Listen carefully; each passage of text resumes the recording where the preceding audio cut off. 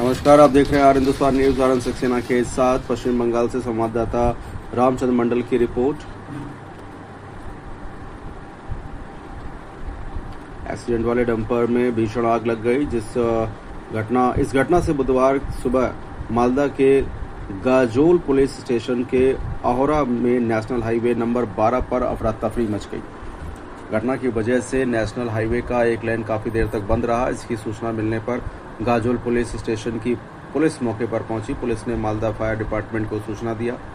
सूचना मिलने के करीब 1.5 घंटे बाद फायर इंजन मौके पर पहुंचा और आग पर काबू पाया गया। इसके बाद धीरे धीरे हालात नॉर्मल हुए।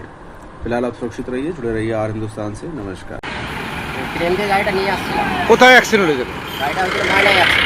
হ্যাঁ, ট্রেন দিয়ে নিয়ে আসছিল গাড়িটা। তারপরে আস্তে আস্তে দেখছি ওই মানে আগুন ধরতে শুরু করলো। আমি দাঁড়িয়ে গেলাম।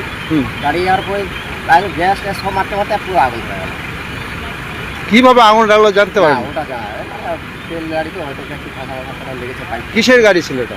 এটা পাথরের গাড়ি, খালি আছে, খালি গাড়ি। ওই কোথায় যাচ্ছিল গাড়িটা জানেন কি? গাড়িটা মালদার সাইডে যাচ্ছিল, মানে রায়গঞ্জ সাইড থেকে আসে মালদার সাইডে যাচ্ছিল। মানে হঠাৎ করে আগুন লেগে গেল। হঠাৎ করে আগুন। আপনার নাম? দুলাল বসাক, বাড়ি আপনি তো টুল প্লাজায় কাজ করেন। আরে সকালবেলা এসে দেখতে পাচ্ছি গাড়িটা এইভাবে আগুন ধরে গেছে। ক্রেনে ট্রেনে যাচ্ছিল তো শর্ট সার্কিটে মানে আগুনটা লেগেছে। বিবর্ষ আগুন নাকি? বিবর্ষ আগুন। বিবস্ত্র আগুন, গাড়ি সব দাও দাও করে সব পুড়ে গেল। সম্পূর্ণ গাড়িটাই পুড়ে গেল। এইভাবে এখন ন্যাশনাল রোডে আমি এভাবে দেখিনি, এখন এইভাবে এতটা আগুন লাগে। কোথায় এটা? এটা আহরাতে। কি নাম আপনার? আমার নাম দক্ষিণারঞ্জন ভাস্কর।